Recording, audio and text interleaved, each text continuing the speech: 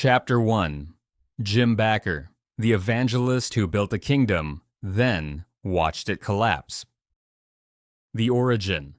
A small-town boy with a calling bigger than his world.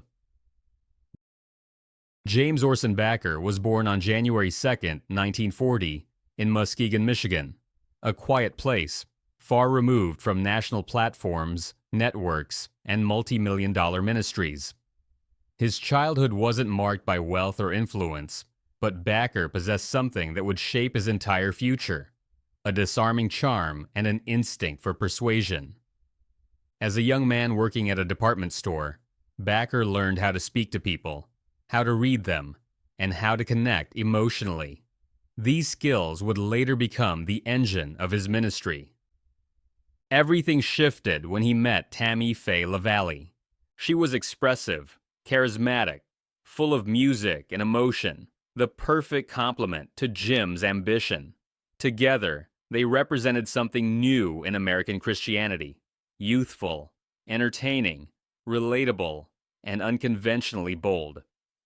In 1961, they married. In 1962, they became traveling evangelists. In 1964, they stepped into television, and nothing would be the same again. The rise. Television was his pulpit, and America was his congregation. Television evangelism in the 1960s was still finding its identity. Most preachers followed traditional formats: stern sermons, slow pacing, conservative presentation. Jim and Tammy Faye shattered that mold. They didn't lecture. They performed. They connected emotionally. And they understood the power of entertainment in a way older pastors did not. Their big break came when they joined the Christian Broadcasting Network, CBN, where they helped launch the 700 Club, which would eventually become a cornerstone of American Christian media. Bakker had found his medium. He knew how to speak directly into the camera. He understood emotional storytelling. He blended ministry with showmanship. He made viewers feel like personal friends, not distant spectators. The Bakkers' chemistry made them stars, and they wanted more. So in the mid-1970s, they launched their own program, the PTL Club, Praise the Lord. It wasn't just a show, it was an empire in the making. With talk show comedy, emotional testimonies, live music, and elaborate studio sets, PTL felt more like Christian variety entertainment than a standard religious broadcast, and viewers loved it. By the late 1970s, PTL was broadcasting to millions across the world. Money poured in through donations, partnerships, and membership programs. Jim Bakker had gone from a small-town preacher to a national icon, but his ambitions were far from satisfied. The peak, Heritage USA, the Christian kingdom built on dreams. At the height of PTL's success, Jim Bakker unveiled the crown jewel of his empire, Heritage USA, a sprawling Christian theme park and resort in South Carolina. It included hotels, a water park, a massive amphitheater, Victorian-style streets, restaurants, luxurious lodging, shopping areas, a 24/7 prayer center. At its peak, Heritage USA became the third most visited theme park in America, even surpassing some of Disney's smaller parks. Visitors described it as a place where faith met fantasy, a Christian paradise where thousands gathered to worship, vacation, and experience the PTL lifestyle. The Bakkers lived lavishly: designer clothes, expensive cars, private chefs, a gold-plated bathroom, one of the largest homes in the area. For supporters, it was proof that God was blessing the ministry. For critics, it looked like unchecked extravagance. But regardless of interpretation, one thing was clear: Jim Bakker had built a kingdom, and he ruled it with charisma and confidence. Yet, as revenues surged and the empire expanded, The internal structure of PTL began to strain under the weight of its own success. Behind the scenes, the numbers weren't adding up. The controversies, when questions became investigations. Whispers began to circulate about PTL's financial practices. Journalists and former employees reported large discrepancies in accounting, funds being redirected, inflated construction costs, massive staff turnover, leadership operating with minimal oversight. One of the biggest red flags was the sale of lifetime partnerships, $1,000 memberships offering annual stays at Heritage USA hotels. The problem? PTL allegedly sold tens of thousands more memberships than it had rooms to accommodate. Additionally, reports surfaced about ministry funds being used for luxury homes, expensive clothing, private aircraft, personal entertainment. Questions intensified when Jessica Hinn, a young church secretary, came forward alleging a sexual encounter with Bakker.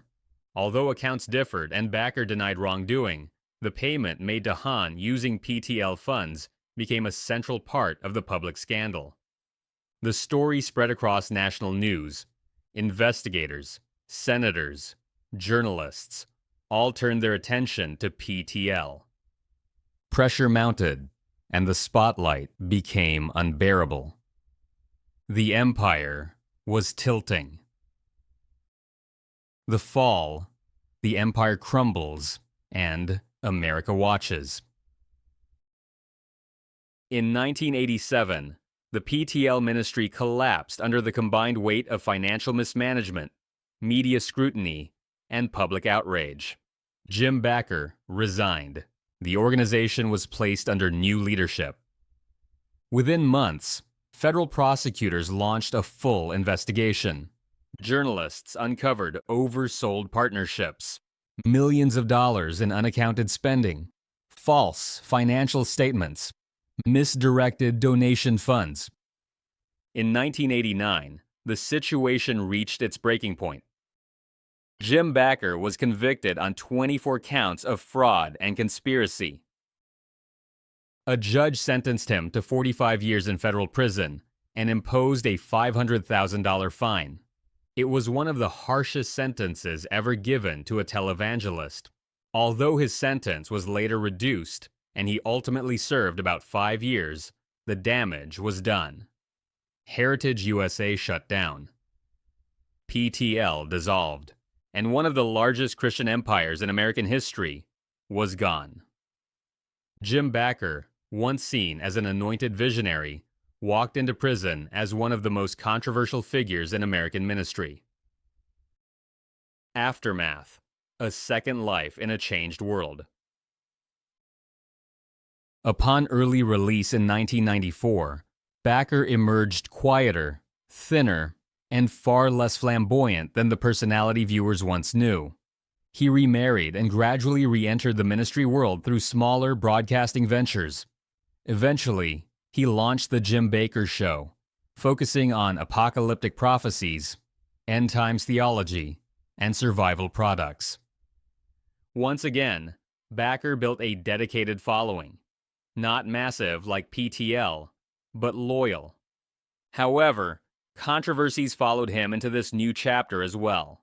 Federal and state authorities investigated his marketing of miracle cures and survival kits, leading to lawsuits and cease and desist orders in multiple states. Though no longer operating at global scale, Bakker remained a polarizing figure. To some, a man redeemed. To others, a symbol of unchecked religious power. Legacy: a warning etched into American religious history. Jim Bakker's legacy is complicated, powerful, and impossible to ignore. He changed Christian broadcasting forever. He pioneered televised emotional appeals. He brought entertainment into the religious world. And he built one of the largest faith-based empires in American history. But he also became a cautionary symbol of money without oversight, charisma without accountability, and ambition without restraint.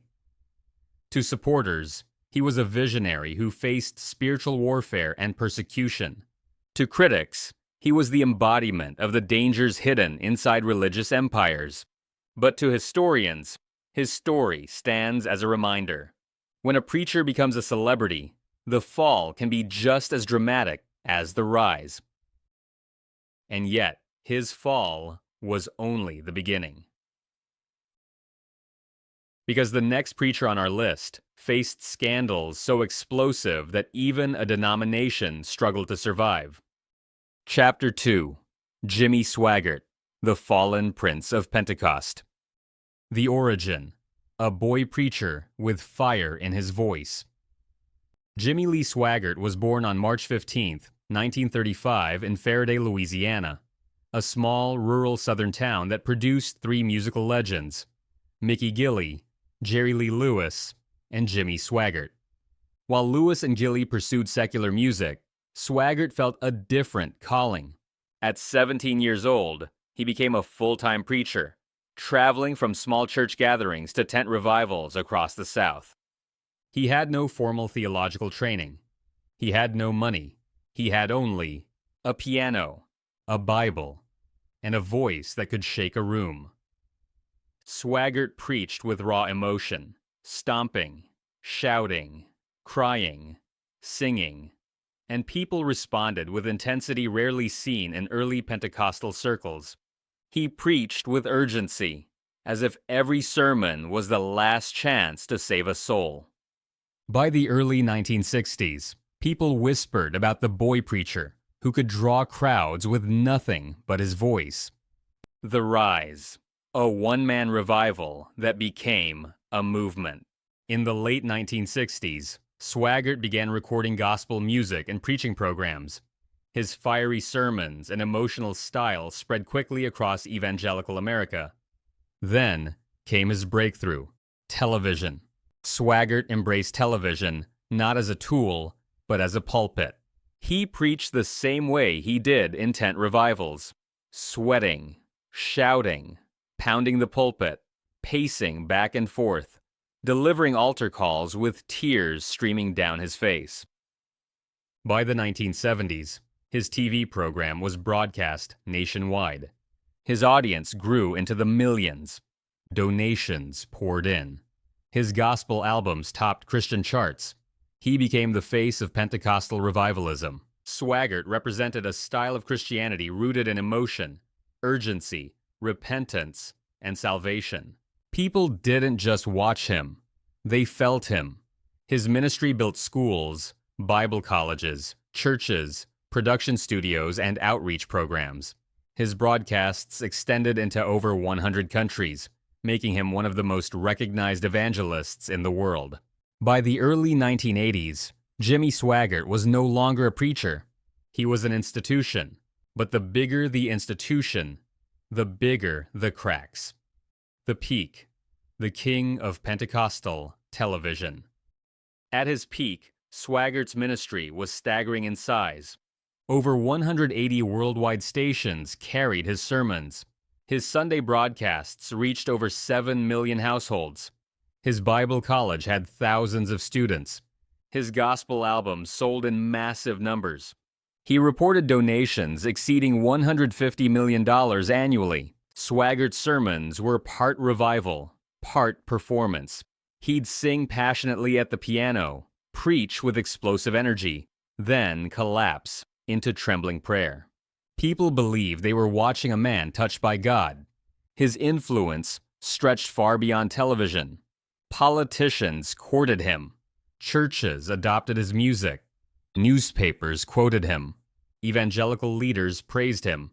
But he also became known for something else: calling out other preachers. Swaggart often publicly condemned fellow evangelists he believed had strayed morally or doctrinally, a decision that would later come back to haunt him. He stood on a high pedestal, and that pedestal was about to crack. The controversies, the first rumblings before the earthquake. Throughout the 1980s, Swaggart's ministry grew so quickly that questions emerged about spending habits, salary transparency, theological disputes, his public criticism of other leaders. But the most notable early controversy involved Swaggart versus Marvin Gorman and Swaggart versus Jim Bakker. Swaggart denounced Marvin Gorman for alleged moral failings. He loudly criticized Jim Bakker during the PTL scandal. His public condemnations created enemies who were watching him carefully. When you call out others, they wait for your misstep. And in 1988, that misstep became public. The Fall, the scandal that shook evangelical America. In February 1988, news broke that Jimmy Swaggart had been photographed with a sex worker at a motel in Louisiana. The story became national headlines instantly. The man known for fiery sermons on holiness had been caught in a moral scandal that contradicted the very messages he preached. Swaggart's emotional public confession, "I have sinned against you, my Lord," aired on television before millions. It became one of the most iconic and controversial religious broadcasts in American history. The consequences were swift. The Assemblies of God suspended his credentials. His ministry reputation suffered globally. Donations plummeted. Viewership dropped dramatically. His Bible college enrollment fell. His peers distanced themselves. It was the first major blow. But it wouldn't be the last. 1991, the second scandal. In 1991, Swaggart was stopped by police in California with another sex worker. This time, instead of a tearful confession, he simply told his congregation, "The Lord told me it's none of your business." The statement shocked many of his supporters. This second incident triggered loss of remaining institutional support, further decline in donations, collapse of credibility, widespread media mockery, end of large-scale influence. The fall was complete. The evangelist who once captivated the world now stood alone. Aftermath. A ministry rebuilt from ashes. After the scandals, Jimmy Swaggart did not retire from ministry. He did not disappear. He rebuilt slowly, quietly, independently, without denominational oversight, without a large organizational structure, without the vast global influence he once commanded. Through family support and loyal followers, Swaggart continued to preach from Family Worship Center in Baton Rouge. His ministry evolved into Sun Life Broadcasting Network, a smaller but steady media outlet. While no longer a national religious icon, he maintained a dedicated audience, a revived music ministry, faithful viewers who believed in his message despite his past. Swaggart's post-scandal years were defined not by fame, but by persistence.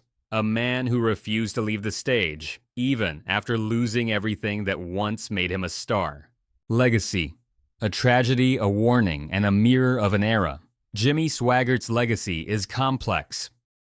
To supporters, he is a flawed man who showed vulnerability, emotion, and repentance, a preacher whose messages still inspire. To critics, he represents the dangers of religious celebrity culture and moral hypocrisy. To historians, he symbolizes the peak and collapse of Pentecostal televangelism in the 1980s, a period marked by powerful voices, massive audiences, and the absence of accountability. Swaggart remains one of the most influential and controversial evangelists in American history. His rise was meteoric. His fall was catastrophic. His persistence is unmatched. No matter how one views him, his story, filled with revival fire. And yet, another fall was waiting in the wings. Because while Jimmy Swaggart's scandals rocked the evangelical world, the next preacher on our list built an empire so large that his downfall shook the entire nation. Chapter 3. Kenneth Copeland, the billionaire evangelist who turned faith into a fortune. The origin. A man with two dreams, a runway, and a revival. Kenneth Max Copeland was born in 1936 in Lubbock, Texas, a region shaped by wide-open skies, wind, and endless highways.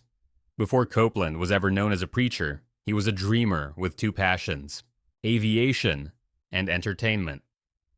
In the 1950s, Copeland briefly broke into the music industry.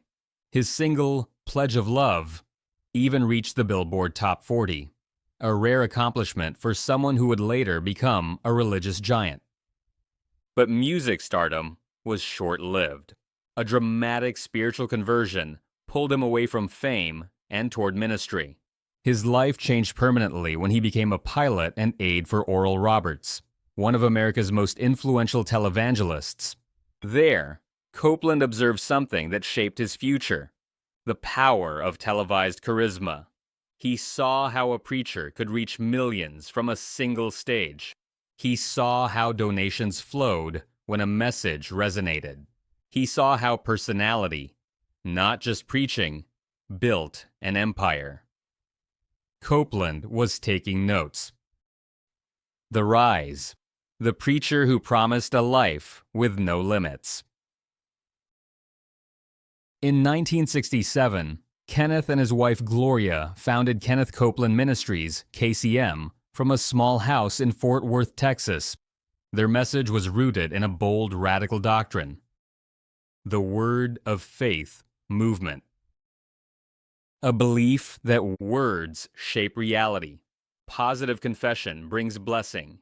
Faith controls circumstances. Generosity triggers divine increase. It was empowering. It was different. And it spread like wildfire. Copeland preached with intensity, pacing the stage like a coach urging his team toward victory. He told believers they could be prosperous, healthy, debt-free, and successful if they followed biblical principles.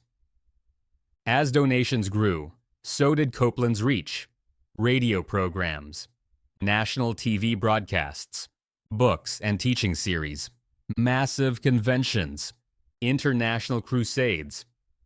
By the 1980s, he wasn't just a preacher. He was a brand, and his brand was abundance. The peak: the evangelist with his own airport. Kenneth Copeland's empire expanded into something unprecedented in the religious world.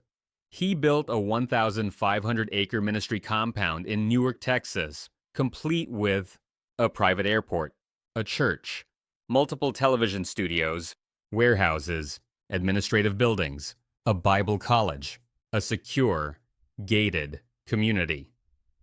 At the center of it all was Copeland, a preacher who lived like a corporate CEO.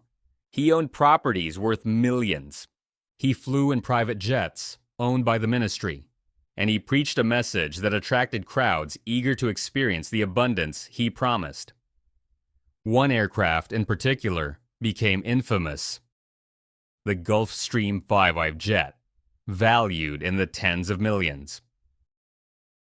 Copeland referred to flying commercial airlines as traveling in a long tube with demons, a comment that struck a nerve across social media and news outlets. The extravagance, the jets, the mansion, the runway, all of it painted a picture of a preacher whose lifestyle looked shockingly similar to the wealthy elite he once sang alongside. Yet his followers defended him passionately, saying his lifestyle was proof that faith works. God rewards those who give. Prosperity glorifies God. To critics, it was excess. To supporters, it was testimony. To the public, it was controversy. The controversies: when wealth raises questions. Kenneth Copeland's ministry became one of the central targets of a 2007 United States Senate inquiry into televangelist finances. Investigators asked, were ministry funds used for personal luxury? Why did Copeland own multiple jets? Who lived on the gated ministry property? Were employees pressured into giving? Why was financial transparency minimal? Copeland refused to fully cooperate, citing religious freedoms and government overreach. No criminal charges resulted, but the inquiry exposed something unmistakable: Most large ministries operate without financial disclosure to donors. Critics argued this allowed lavish spending without oversight.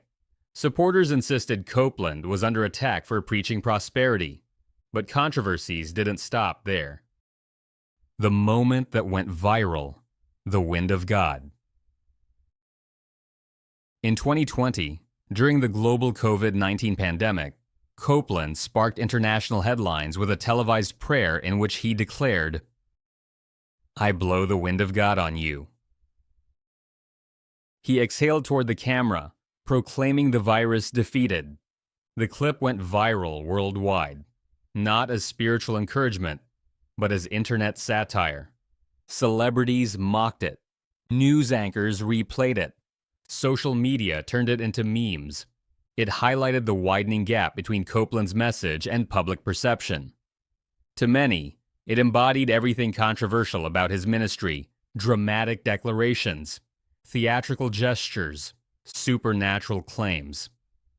To followers, it was a powerful spiritual act. To outsiders, it was a symbol of televangelist excess. Aftermath. The empire still stands. Despite decades of criticism, Copeland's ministry continues to thrive. He continues to host conventions, preach internationally, run Victory Channel, publish teaching materials, operate the ministry compound, reach millions online. His supporters remain fiercely loyal, believing prosperity is proof of divine favor. Critics misunderstand spiritual principles. Persecution is a sign of success. To this day, Kenneth Copeland is considered one of the wealthiest religious figures in America. His longevity is part of his legacy. He didn't fade after controversy. He expanded. Legacy: a titan of prosperity, a polarizing figure. Kenneth Copeland's influence is undeniable. To supporters, he is a teacher of faith, abundance, healing, and supernatural authority, a man who empowered believers to expect more from life. To critics, he is the face of excessive televangelism, where spiritual messages turn into financial empires with little accountability. To historians, he represents the modern evolution of American prosperity preaching, merging charisma, business strategy, aviation, and mass media. His story is not simply about wealth. It is about conviction, controversy, and charisma, a combination that built one of the most powerful ministries in the world. Whether viewed as a spiritual pioneer or a symbol of unchecked influence, Kenneth Copeland remains one of the most defining religious personalities of the last century. But the next preacher didn't build an empire of jets. He built a movement of healing that the world questioned.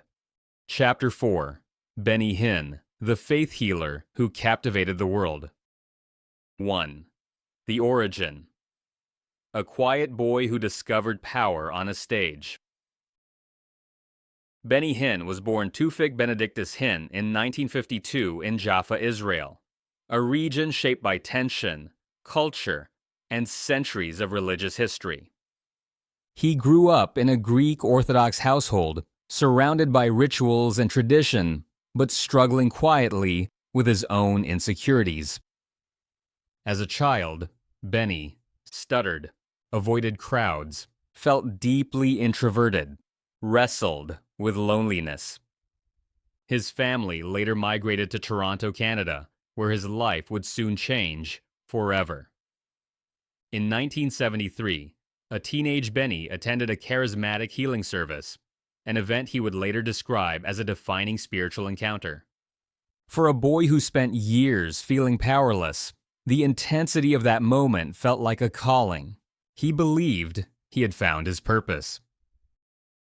2. The Rise. A preacher who turned healing into theater. Benny began preaching quietly in small settings, but something unusual happened whenever he prayed for people. They fell.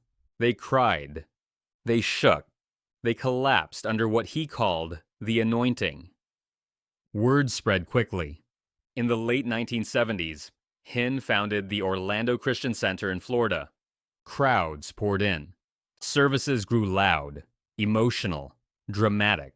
His message was simple and electrifying. Jesus heals now. Miracles are for today. The Holy Spirit is ready to touch you. His revival meetings felt less like church and more like an event. People shouted, people fainted, people threw crutches in the air. And Benny Hinn, young, confident, and wearing a simple suit, became the center of something huge. 3. The peak. Stadiums, TV cameras, and the man in the white suit.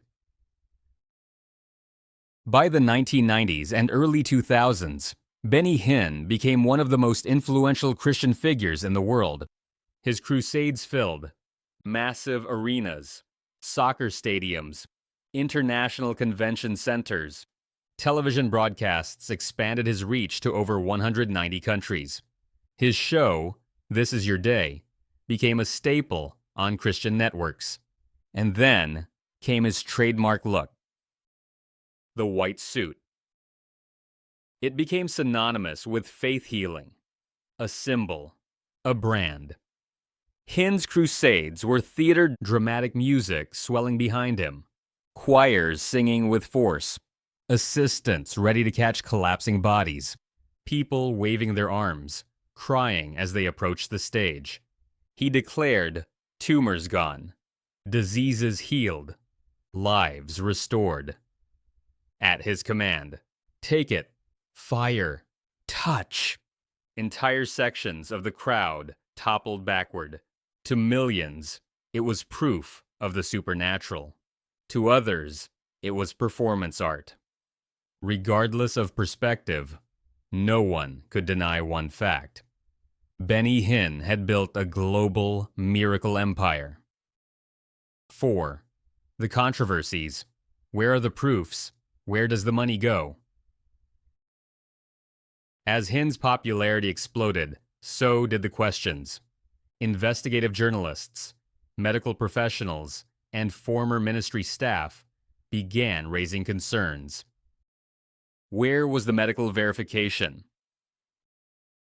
Many healings had no documented follow-ups. Who selected the people brought onto the stage? Reports suggested teams screened individuals for conditions that appeared dramatic but carried minimal risk. Why did many claimed healings fail long-term medical review? What happened to the enormous amount of donations? Though ministries are legally free to use funds as they choose, the scale of Hinn's spending raised eyebrows.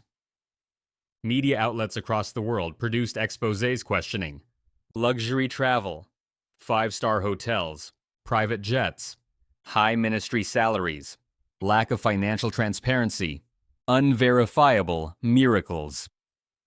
The most notable investigation came in 2007. 5. The fall. Government scrutiny and global headlines.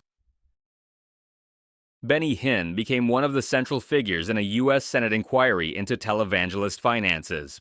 The investigation focused on spending practices, nonprofit oversight, use of private aircraft, ministry-owned estates, donor expectations. Unlike some televangelists, Hinn cooperated partially, offering limited documents.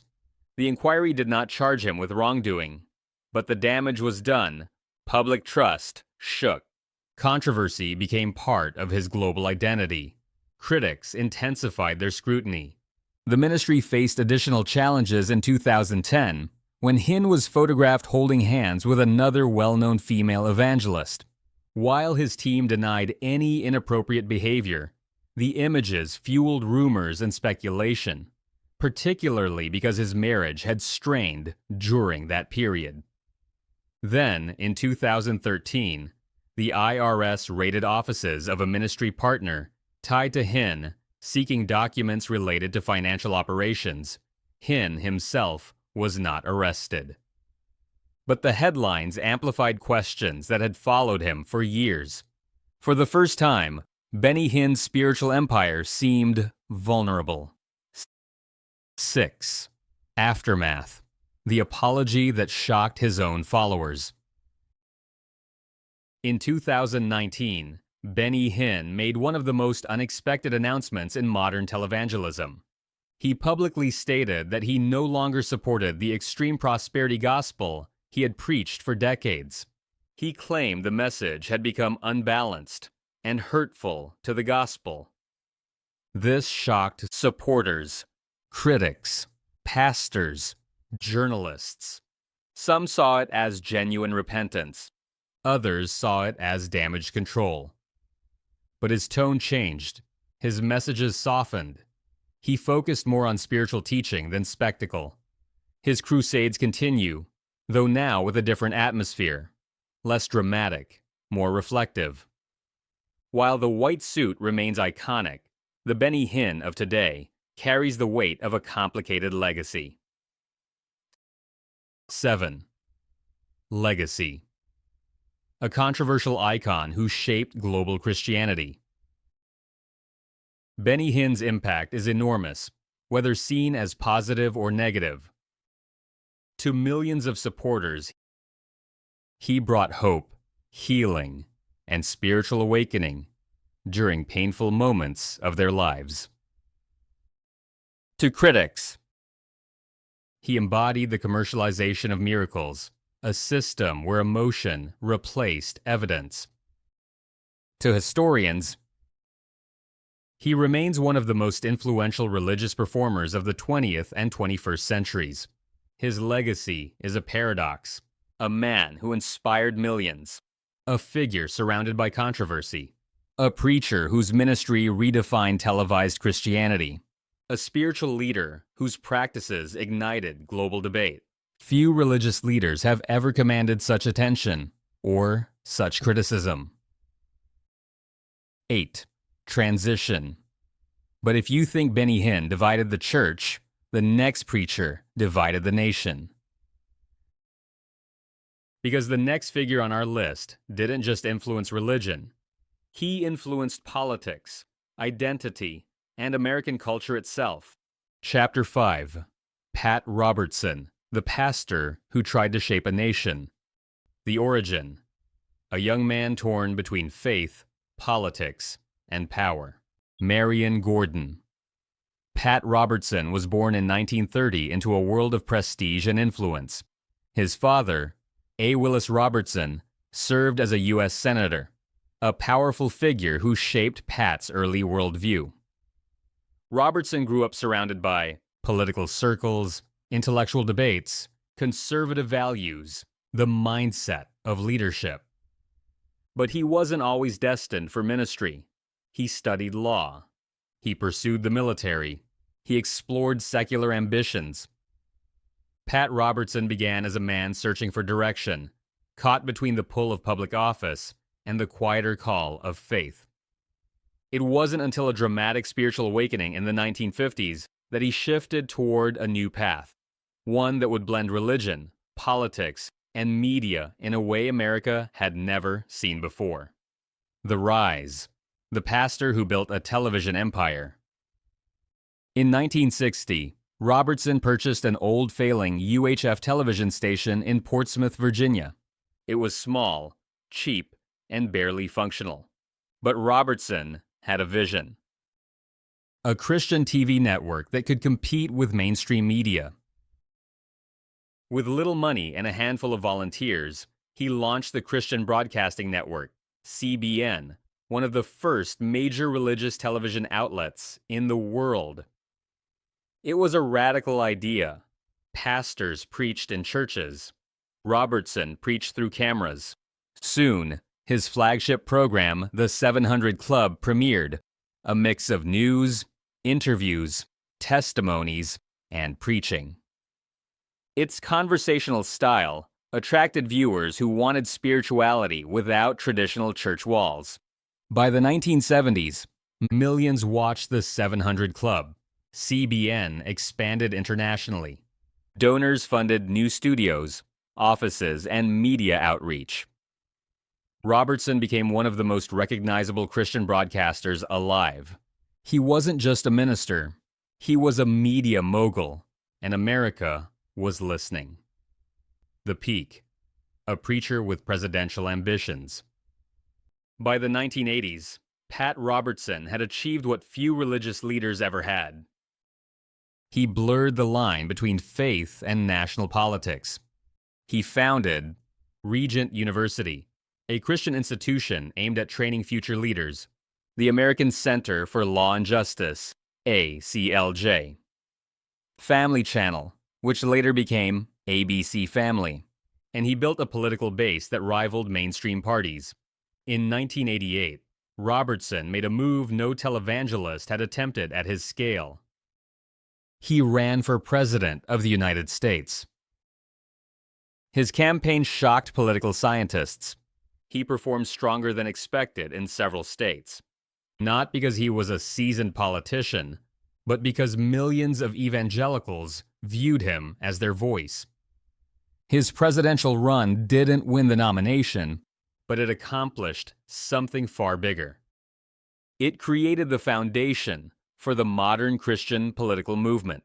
Soon after, Robertson co-founded the Christian Coalition, a powerful organization that influenced voter turnout, public policy, school boards, statewide elections, national discourse. At his peak, Pat Robertson wasn't just shaping the church, he was shaping America. The controversies, predictions, politics, and polarizing statements. The more influential Robertson became, the more polarizing his public statements grew. Over the decades, he made comments that ignited national outrage, including remarks linking natural disasters, terrorist attacks, and political events to divine judgment. Some of Robertson's predictions included forecasting tragic events as the result of God's anger, predicting wars or storms that did not occur, declaring political outcomes that proved incorrect. His statements led to headlines, talk show debates, and widespread criticism. Religious leaders questioned his theology. Politicians distanced themselves from his rhetoric. Even some supporters felt uneasy. Then came the financial scrutiny. CBN, like many religious networks, relied heavily on viewer donations. Critics questioned how funds were allocated, whether ministry money supported political efforts, transparency regarding salaries and operational costs. While CBN remained legally protected as a nonprofit, the intertwining of faith, media, and politics raised ethical concerns that followed Robertson throughout his career. The Christian Coalition itself faced lawsuits, IRS audits, and accusations of violating nonprofit campaign laws, eventually losing some of its influence. But Robertson's biggest controversies came from the power of his voice, a voice broadcast into millions of homes. The fall. A legacy overshadowed by his own words. Unlike other preachers whose scandals involved moral or financial misconduct, Pat Robertson's fall was different. His downfall was tied to his own comments. As his statements grew more extreme, public trust declined. Media outlets framed him as a provocateur. Even conservative Christians began to distance themselves during sensitive moments. Examples of backlash included networks apologizing for his remarks, politicians condemning his rhetoric, international leaders responding angrily to his statements about foreign affairs. Robertson did not face the type of institutional collapse seen by other televangelists, but his public reputation shifted sharply from respected broadcaster to controversial commentator. The 2000s and 2010s saw him gradually retreat from the political spotlight, passing more responsibilities to younger CBN leaders. His brand remained strong within loyal audiences, but his national influence softened. Aftermath: the builder who never stopped building. Even as controversies mounted, Pat Robertson continued creating institutions that shaped American Christianity. Regent University grew into a major academic institution. CBN remained a global media power. The 700 Club continued airing daily to millions. Robertson's businesses, humanitarian organizations, and political initiatives expanded across decades. He retired from hosting the 700 Club in 2021, ending one of the longest-running careers in television history. To his supporters, he remained a visionary, a pioneer, a defender of faith in public life. To his critics, he symbolized the politicization of religion, the dangers of televangelist influence, unaccountable media power. His legacy is one of enormous achievement, with equally enormous controversy. Legacy: a preacher who reshaped American religion and politics. Pat Robertson's influence is impossible to ignore. To historians, he fused religion, media, and politics into a new model that continues affecting elections today. To supporters, he defended conservative values and biblical worldview during cultural upheavals. To critics, he used faith to advance political agendas and made statements that damaged national unity. To the broader culture, he is one of the most influential and divisive Christian figures of the 20th and 21st centuries. Robertson didn't just preach sermons. He mobilized voters. He launched networks. He built institutions. He changed policy debates. He shaped a movement that still defines American politics today. When we look back on the lives and ministries of these 5 pastors, it becomes clear that none of their stories exist in isolation. Each one rose to influence for different reasons, spoke to different audiences, and built platforms shaped by different eras. And yet, the patterns, the rise, the fame, the pressure, the controversies, all begin to echo. These men didn't just preach sermons. They shaped culture. They influenced politics. They commanded loyalty from millions. And whether intentionally or unintentionally, their actions rippled across America in ways that will be studied for decades. As we end this documentary, we're left with a question far larger than any single pastor. What happens when spiritual authority becomes indistinguishable from power? Because the truth is this: power reshapes people. Sometimes it elevates them. Sometimes it destroys them. Most often, it does both. The rise: why they became giants.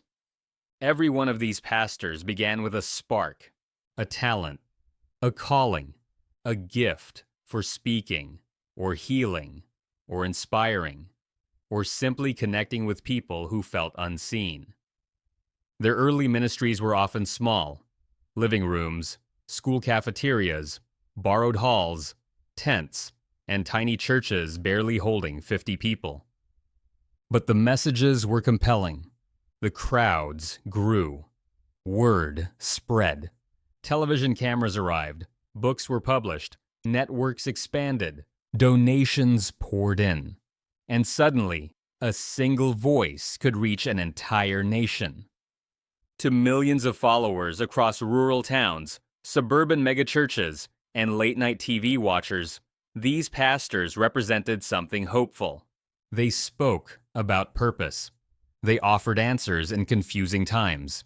They promised healing, prosperity, blessing, forgiveness, and second chances.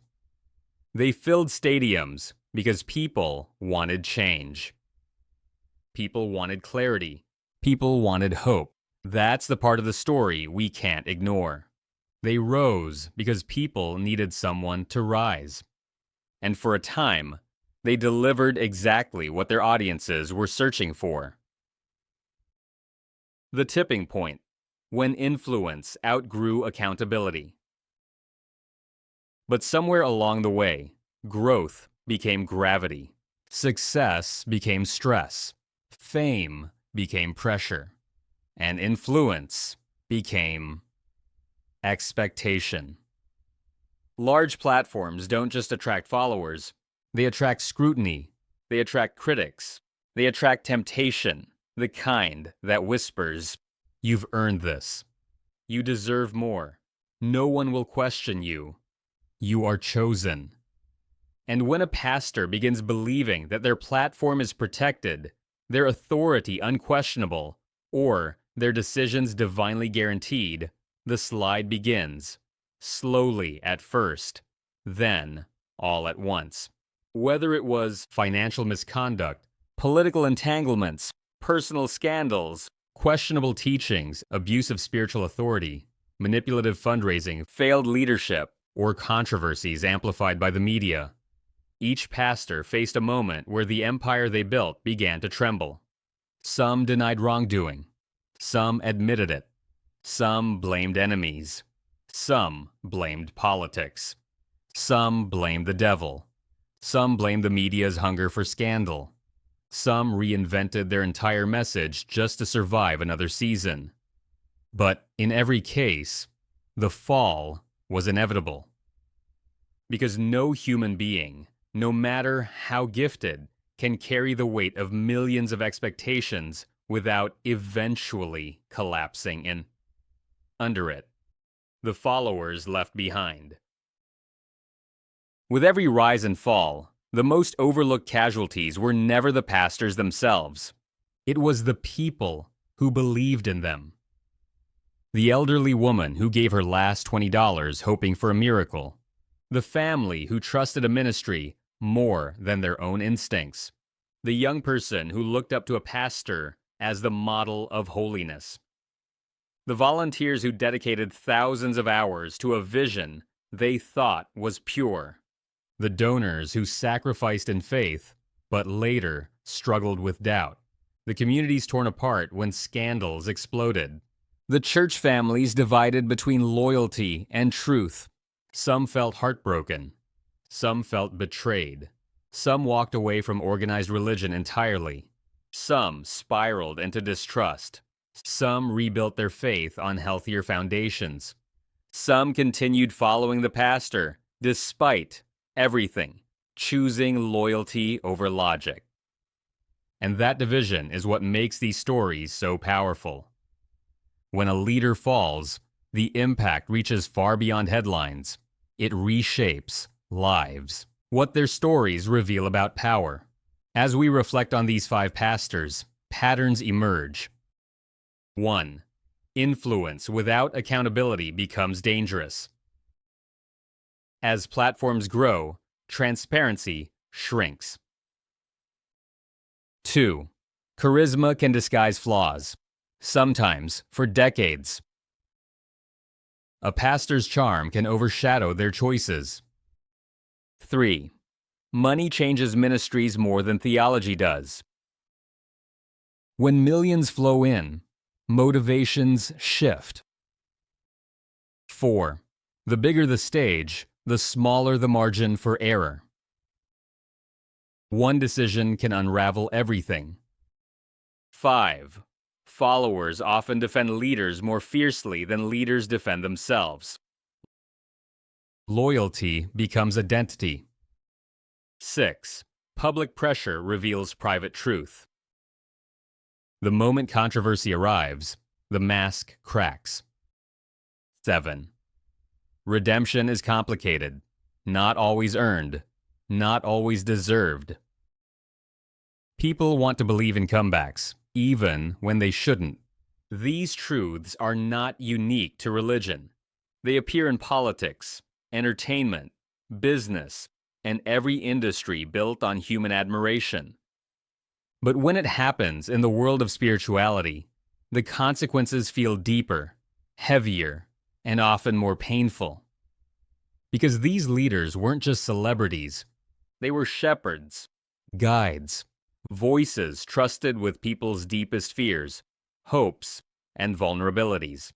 And when shepherds fall, the flock suffers. The aftermath, where they stand today. Some of these pastors rebuilt their ministries. Some disappeared from the spotlight. Some doubled down. Some reinvented themselves. Some apologized. Some never addressed the controversies at all. In every case, their legacy has become a mixture of influence, controversy, brilliance, mistakes, accomplishments, scandals, loyalty, criticism, praise, regret. History rarely remembers spiritual giants as purely good or purely corrupt. It remembers them as complicated humans who wielded extraordinary power, sometimes wisely, sometimes destructively.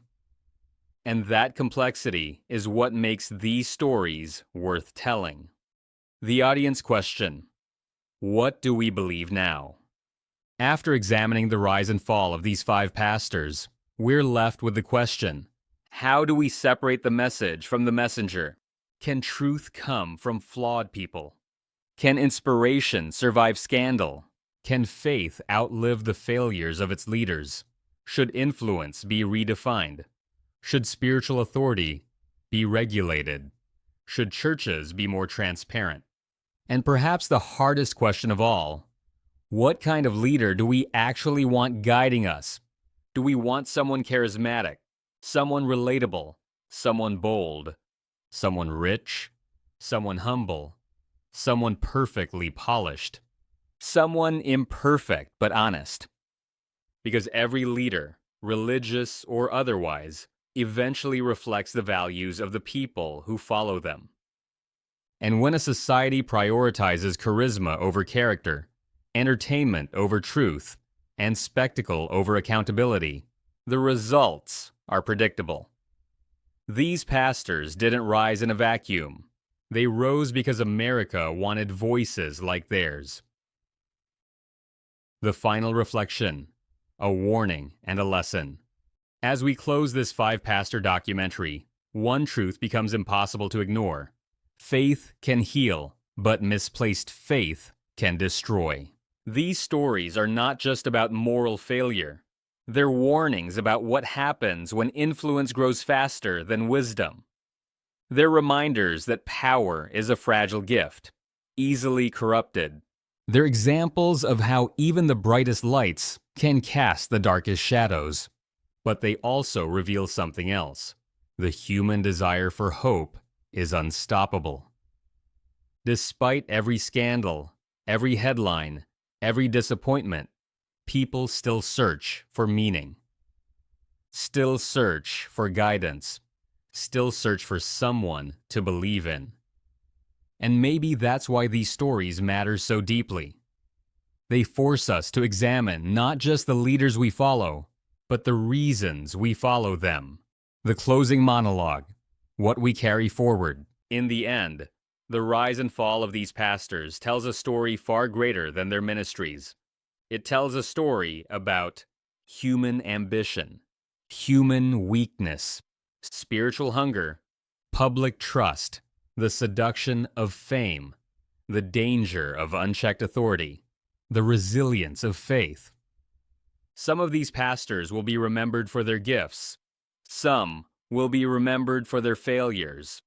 Most will be remembered for both. But their stories remain valuable, not because of how they fell, but because of what we can learn from the fall. As we close this documentary, remember this: faith is powerful, leadership is fragile, and truth lives somewhere between the two. Thank you for watching. If you want to continue exploring the stories that shaped America's spiritual landscape, subscribe to Winds of Thought and join us for the next chapter. Because the rise and fall of power is never truly over.